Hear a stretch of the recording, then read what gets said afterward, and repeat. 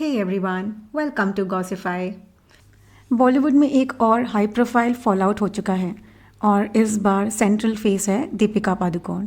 Yes, वही दीपिका जिसने एक टाइम पर रामलीला से लेके पद्मावत तक अपनी एक्टिंग से सबका दिल जीता था। उसने अब संदीप रेड्डी वांगा की फिल्म स्पिरिट से वॉकआउट कर दिया है। पर यह वॉकआउट सिंपल एग्जिट नहीं था, इसके पीछे था एक पूरा पीआर सर्कस, एक ऑनलाइन वॉर और एक जूनियर एक्ट्रेस की ट्रोलिंग जिसका नाम है तृप्ति डिमरी। आज इस वीडियो में हम डिस्कस करेंगे क्या दीपिका सच में अनकंफर्टेबल थी या ये ईगो क्लैश था।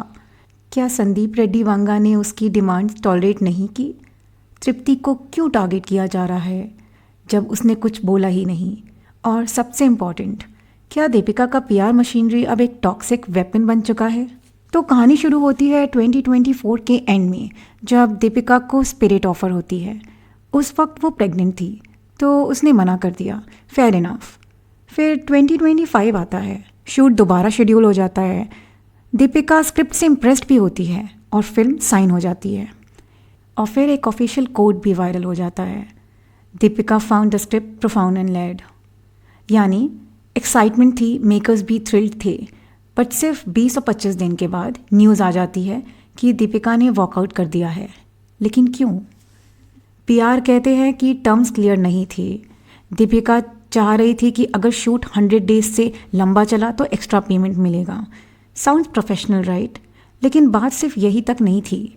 इनसाइडर्स कहते हैं कि उनकी और भी डिमांड्स थी, जैसे 6 to 8 आवर्स से ज़्यादा शूट नहीं होगा, तेलुगु डायलॉग सिर्फ डब करेगी, डायरेक्ट नहीं बोलेगी, प्रॉफिट शेयर भी मांगा जाएगा। संदीप रेड्डी वांगा ने पहले ट्राई किया एडजस्ट करने का, बट जब लिमिट्स क्रॉस हो गई तो क्वाइटली दीपिका को निकाल दिया और एंट्री होती है तृप्ति डिमरी की। तृप्ति के कास्टिंग के 48 आवर्स के अंदर ट्विटर पे वाइल्ड फायर स्प्रेड हो गई। सडनली हर जगह कंपैरिजन होने लगा, she is not a queen material, soft porn actress, Deepika के लेवल की नहीं है। और आयरनी तो ये है कि जब एनिमल रिलीज़ हुई थी तब लोग बोल्ड सीन्स पे तृप्ति को ट्रोल कर रहे थे। अब वही बोल्डनेस दीपिका के पीआर के लिए एक एक्सक्यूज़ बन गई। Deepika left spirit because of uncomfortable scenes. इसका सीधा मतलब था तृप्ति चीप है, दीपिका संस्कारी है, यानी सीधा इमेज टेम्परिंग हो रही थी। तृप्ति ने खुद कुछ नहीं बोला पर उसे विलन बना दिया गया। और ये इतना हिपोक्रिटिकल है कि Deepika is uncomfortable doing the bold scenes. जैसे गहराइयाँ तो पारिवारिक मूवी थी और 15 ईयर्स से वो फिल्म इंडस्ट्री में है और उसने डजन से ज़्यादा किस और बोल्ड सीन्स दिए हैं, और अब सडनली संस्कारी होने का एक्सक्यूज़ दे रही है। Such an irony. और अपने से अराउंड 10 to 15 ईयर्स जूनियर इतनी टैलेंटेड एक्ट्रेस को बुली करना और उसकी इमेज टार्निश करना, it's just a mean girl vibe. और इसके बाद वांगा ने फाइनली साइलेंस तोड़ा और उन्होंने ट्वीट किया कि when I narrate a story to an actor I place 100% faith. There's an unsaid NDA non-disclosure agreement between us.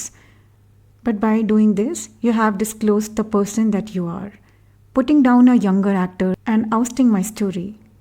Is this what your feminism stands for? As a filmmaker, I put my years of hard work behind my craft, and for me, filmmaking is everything. You didn't get it. You won't get it. You will never get it. ऐसा करो, अगली बार पूरी कहानी बोलना, क्योंकि मुझे ज़रा भी फ़र्क नहीं पड़ता। आई लाइक दिस कहावत वेरी मच, खुंदक में बिल्ली खंबा नोचे।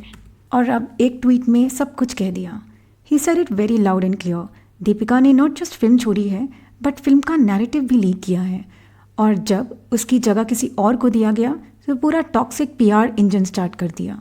अब सिर्फ स्पिरिट की बात नहीं है, दीपिका के पीआर पैटर्न्स ऑलरेडी सस्पिशियस रहे हैं।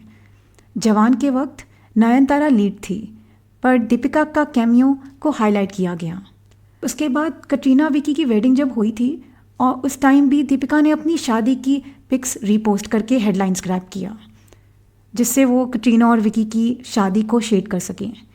उसके बाद मेट गाला के दिन भी जब आलिया ट्रेंडिंग थी, उसी दिन दीपिका के पीआर ने ऑस्कर्स के थ्रोबैक डाल दिए। अनुष्का शर्मा के लिए भी फेक न्यूज़ सर्कुलेट हुई थी about her losing brand deals, again conveniently timed. इस पॉइंट पे ये सब कोइंसिडेंस नहीं लगते, ये स्ट्रैटेजी लगती है to quietly overpower any other leading women in the frame. Same audience जो दीपिका की मैच्योरिटी और ग्रेस की तारीफ करती थी अब कंफ्यूज्ड है। अब खुद सोचिए, अगर एक एक्ट्रेस पहली स्क्रिप्ट को प्रोफाउंड कहती है और फिर एग्जिट करती है और फिर उसके अगेंस्ट कैंपेन चलाती है, तो who is the professional here? Tripti Dimri ने तो कुछ किया ही नहीं, कुछ बोला ही नहीं. She just showed up for work. एक बड़ा प्रोजेक्ट मिला, she signed it and that's it. और उसके बदले में उसे ट्रोलिंग मिली just because she is not in a legacy name. क्या ये फेयर है? सच ये है कि स्पिरिट चलेगी तो संदीप रेड्डी वांगा और प्रभास की वजह से चलेगी. दीपिका हो या तृप्ति, फिल्म का मैक्सिमम हाइप इन दोनों के नाम से नहीं बनेगा. तो फिर इतना ड्रामा क्यों, पीआर वॉर क्यों? तृप्ति के लिए ये करियर डिफाइनिंग चांस हो सकता है. एनिमल ने उनका नाम बज़ में लाया था, बट स्पिरिट उस बज़ को सीमेंट कर सकता है. और Deepika, she has bigger films lined up, king, love and war, Bhansali films, she'll be fine. But is toxicity worth it? ये सब देखकर एक और क्वेश्चन उठता है, क्या हम सब ऑडियंस को सिर्फ एंटरटेनमेंट कंज्यूम करना है, या फिर किसी एक्ट्रेस को बिना कुछ किए ट्रोल करना भी हमारा हॉबी बन गया है? ट्विटर पर हर दूसरा कमेंट तृप्ति पर अटैक कर रहा है. कोई उसके लुक्स पे जा रहा है तो कोई उसके बोल्ड सीन्स पे. लेकिन रियलिटी ये है कि आज के बॉलीवुड में इमेज कंट्रोल एक नई बैटलफील्ड बन चुकी है. और अगर हम जैसे व्यूअर्स ब्लाइंडली किसी का साइड ले रहे हैं विदाउट क्वेश्चनिंग, तो फिर ये टॉक्सिक पीआर कभी नहीं रुकेगा. तो सवाल अब आपका है, क्या दीपिका का एग्जिट जस्टिफाइड था? क्या वांगा ने ओवर रिएक्ट किया या करेक्ट डिसीजन था? और सबसे ज़रूरी, तृप्ति ने क्या गलत किया? क्या उसे सिर्फ इसलिए ट्रोल किया गया क्योंकि वो रिप्लेसमेंट थी? कमेंट सेक्शन में आप अपने ओपिनियन ज़रूर शेयर कीजिए. Let's support the real talent. Let's stop toxic trolling. अगर आपको लगता है कि बॉलीवुड में भी अकाउंटेबिलिटी होनी चाहिए, then do like, share and subscribe. Bye.